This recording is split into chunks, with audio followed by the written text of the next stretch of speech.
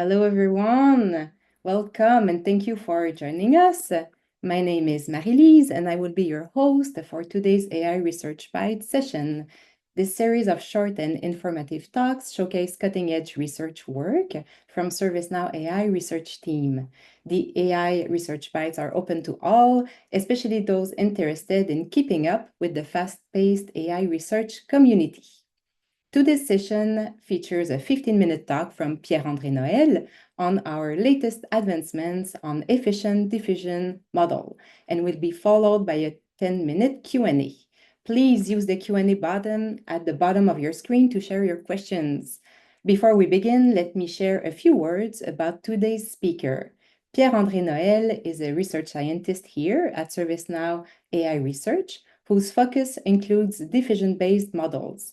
He holds a PhD in physics from Université Laval and completed postdoctoral research at the University of California, Davis, focusing on complex networks and stochastic processes. Pierre-André began his AI career at Element AI in 2017, which was acquired by ServiceNow in 2021.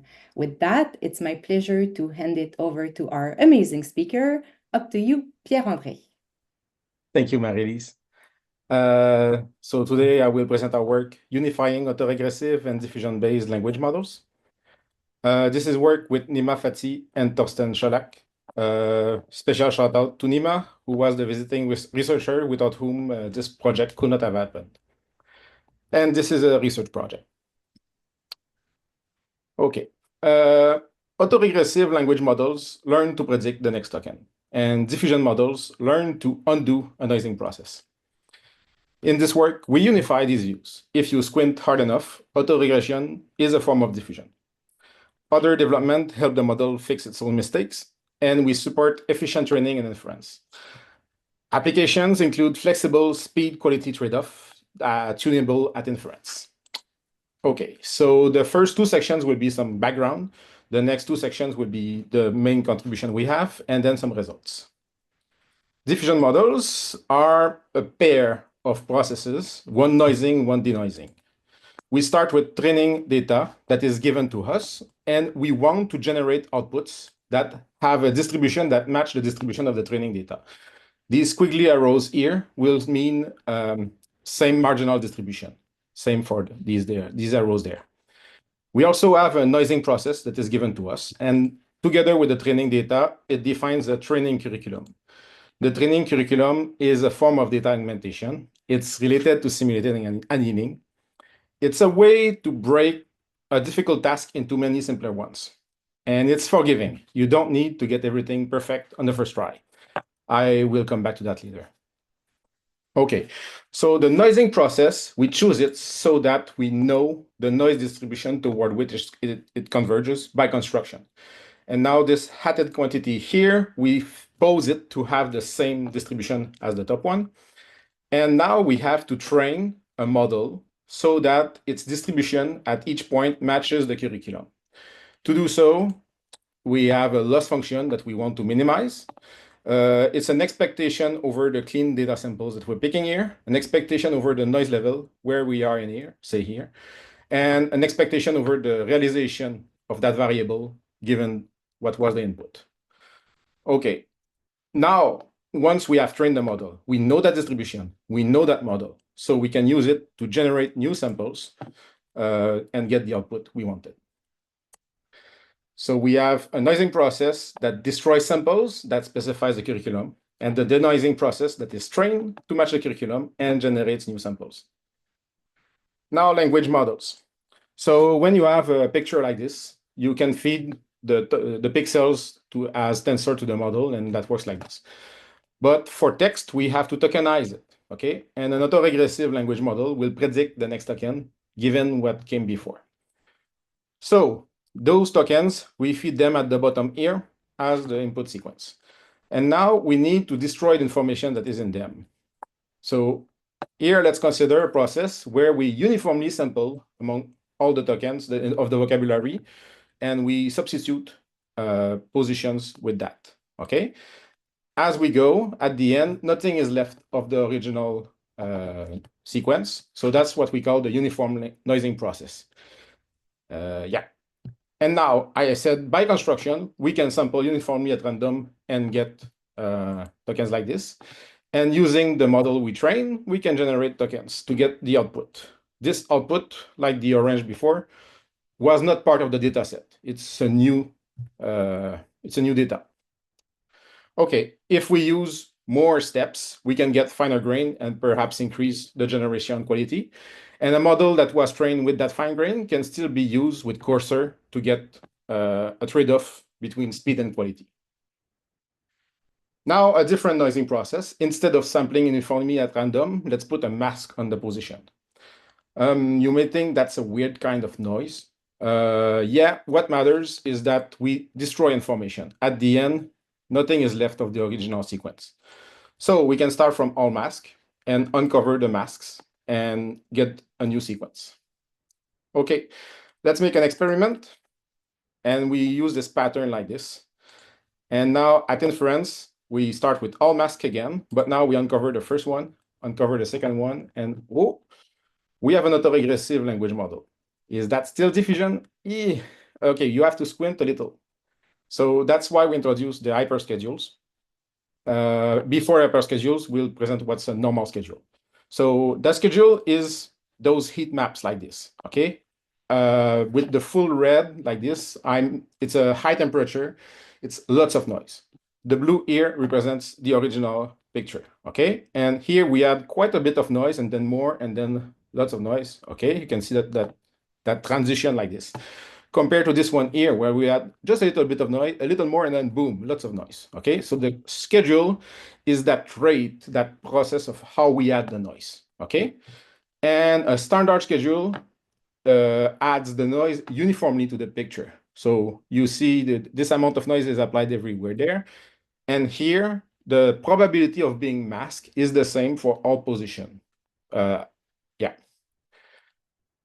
Now, when we had this picture earlier, this is no longer true. There's a position dependence. That's what our hyperschedule allow, is to give a dependence on the position.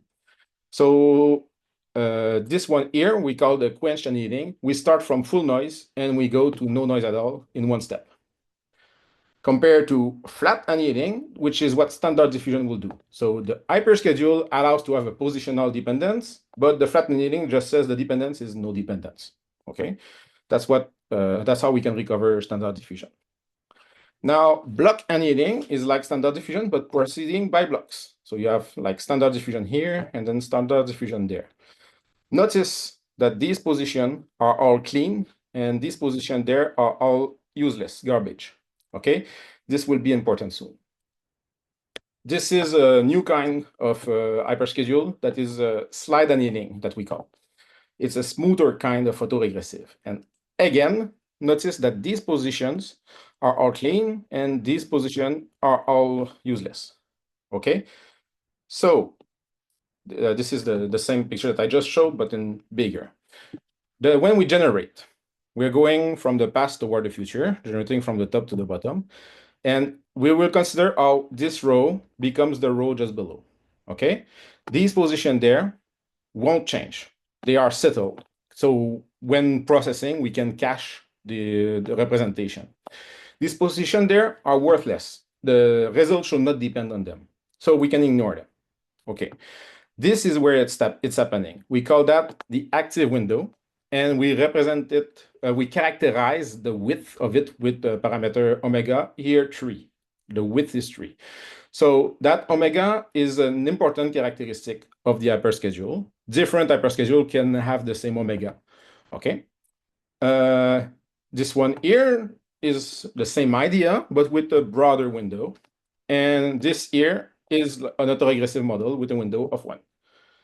Okay, beyond the omega, we have another characteristic that is important, is the generation rate. Rho, here 1. So in an autoregressive model like this, whenever you call the model, you produce 1 new token. This is still true here. You produce 1 token per call of the model. But see, this one, you generate 2 tokens per call to the model. And here, you need to call the model twice to get a single token. In general, you can use an algorithm where you get the logits from the model, Then you sample what to put on the next row. And now you update the cache if you have produced new tokens. Omega is the cost of calling the model. The width of the window, you pay more if it's broader. Rho is the average number of tokens being generated per call. And the total cost will be proportional to omega over rho. You can do the caching at the same time as you do the call to the model. And this is just to show that a different hyperschedule, the same algorithm applies. Okay, let's take a step back. You can imagine that window as sliding to the right, okay? These positions there were unknown. We have to make a guess what we will put there. And now these positions are slided to be here as the window slides, so the position is like there. We made a guess, now we have the opportunity to improve that guess. And now we can verify the guess, and then we have accepted those positions. We cannot change those positions anymore. For that to be possible, there needs to be a way to fix potential mistakes we have done in the past, okay? And this is why we considered hybrid diffusion. You may think, why fixing mistakes? Wouldn't it be better to just avoid making mistakes in the first place? And I say, yeah, I'm not talking about the model being bad here. I'm saying maybe we're trying to go fast, or the task we're doing is hard, okay? Let's talk about going fast. So the model, if it's independently generating multiple tokens at once, that is inherently problematic. Consider the next two tokens have to be either artful aardvark or bionic beaver, 50-50, okay? The way the model outputs its logits, the first token is either of those two, and the second token is either of those two, and they are sampled independently. So this may give you artful beaver or bionic aardvark, and that should be impossible. Here you're getting each of them with 25% probability, okay? In this work, we just accept the situation, and we say, we'll fix it later on. But there are alternatives. One is to just use a bigger window, and the other is to drop the independence assumption.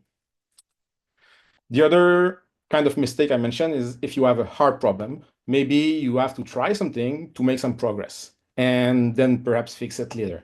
It's like doing Sudoku or sitting invitees at a wedding. There are, again, alternatives to that, like using think tabs, the tags. But it's nice if the model can natively handle that kind of capabilities. Okay, didn't you say that diffusion was forgiving? That we don't need to get everything perfect on the first try? Yes, I did say that. It's true for the uniform noising process, because say here you have ideas and we sample it to run and we change it for all and then we keep it. So it's all it does, the uniform process, is to change what was there before, okay? But if you consider the absorb process, when you uncover a mask, you keep it like that forever by construction. So there's no way to fix whatever. So let's use the uniform, right? Well, I removed the color coding. That was there for your convenience, but the model does not see that color coding. So this is a mess. You don't know what you should trust. You don't know how to distinguish the signal from the noise. Okay? Compare with this. When you see a mask, you know that you don't know. You know that this is the garbage I put at the beginning. Okay? So what we will do is we will blend those two approaches so that we can mask most of the time, but sometimes we also have a uniformly sampled token, and we can learn to fix mistakes at inference. And notice that if I remove the color, you still see the mask. You know, yeah, I don't care about what is there. And now I see all my soon. That's a bit weird. Let's put all my work. Okay. In the paper, we consider actually two different noising processes. That's too much detail for this presentation. You can go see the paper if you're interested. We also introduce adaptive correction sampler, which is a better way to update the sequences. Concurrent work considers similar ideas under the term remasking, and planning is another related concept that you may see in the literature. So let's go to the results.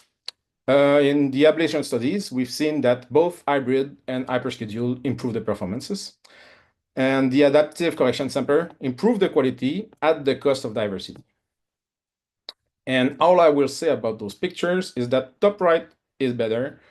The parts that are circled in green are our results. The bigger circles are generating faster.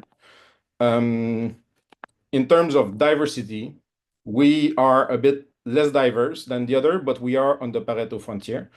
In terms of human likeness, we're doing better. And the best models are take your time to generate, but we still do quite good when generating faster. So these metrics are all indirect. This is fine to compare between different variations of the same model. But the real test is how well you can accomplish real-world tasks. And we have not gone this far in this work. Still, we've seen diffusion models that can have hyperschedule generalizing normal schedules. They have they are characterized by the generation rate rho and the active window width omega. And the cost can be interpreted in terms of those quantities. We have seen the hybrid noising process, which gives a way to have bounded commitment and to fix past mistakes. And now we can think of autoregressive diffusion processes where we can guess, improve, verify, and accept tokens. Thank you.